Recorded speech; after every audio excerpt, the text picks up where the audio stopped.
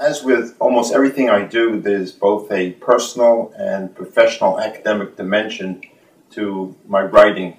In this particular case, about a half dozen years ago, my wife and I went on a tour of Eastern Europe, and we spent a weekend in Krakow. And the Poles have created a replica of a Jewish quarter in the midst of the city. In fact, Steven Spielberg used it as a backdrop for Schindler's List. And in that square, they have all sorts of Jewish stores, bookstores, restaurants. It gives you a sense of what Jewish life was like in Eastern Europe before the war. And my wife and I said to each other, there's only one thing missing. Where are the Jews? And then upon return to America, I happened upon an article written in the New York Times about this square and about the fact that the Poles have had these klezmer concerts and all sorts of other Jewish activities. And we started wondering to ourselves, where were the Jews? Of course, we knew where the Jews were. They were murdered during World War II. And we were wondering, what would Jewish life be like in Eastern Europe had the Holocaust not taken place? We imagined that affluent Jews might buy villas in Lodz, a great Jewish city.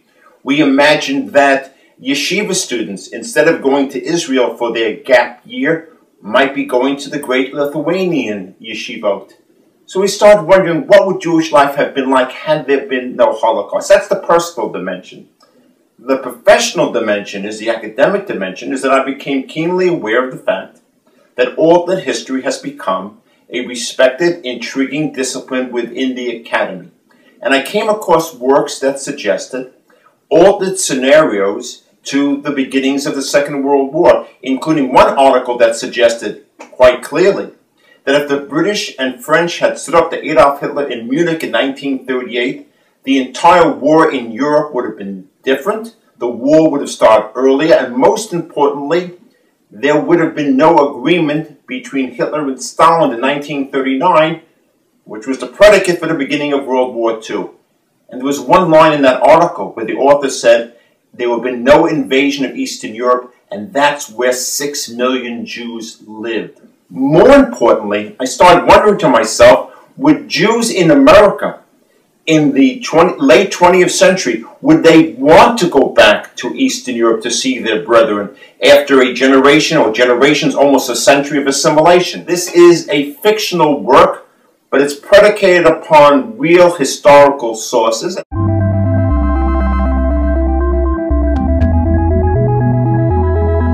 The Second World War is a great moment for American Jews. We are the Jewish greatest generation during the Second World War. What I mean by that is, although anti-Semitism is still very strong during World War II, Jews of America come out of the war experience after close to 2 million Jewish boys and a significant number of Jewish girls go and fight for the Allied armies.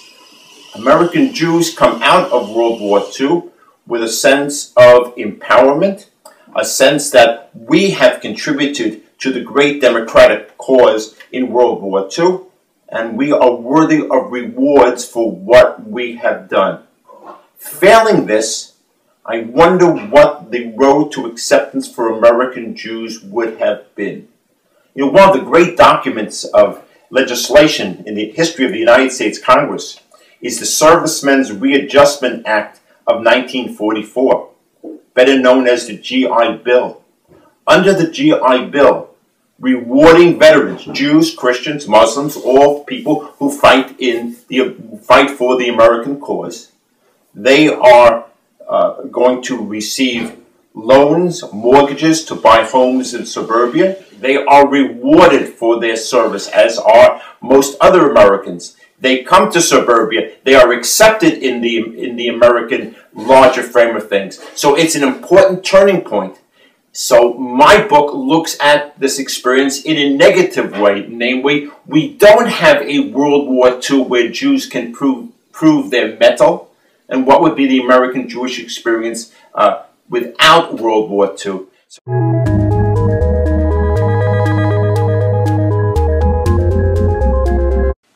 One of the best known historical stories of this era that I turn on its head has to do with the famous incident where fighters for the Irgun bombed the King David Hotel in 1947. In the real historical narrative, British officers are killed. In my story, not only are British officers killed, but American peacekeepers are killed as well.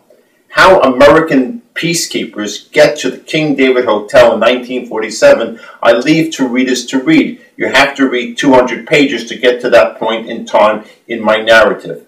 But the important point is that when Americans are killed by Zionists in Palestine in 1947, there is a very negative reaction in the American government and among the American population.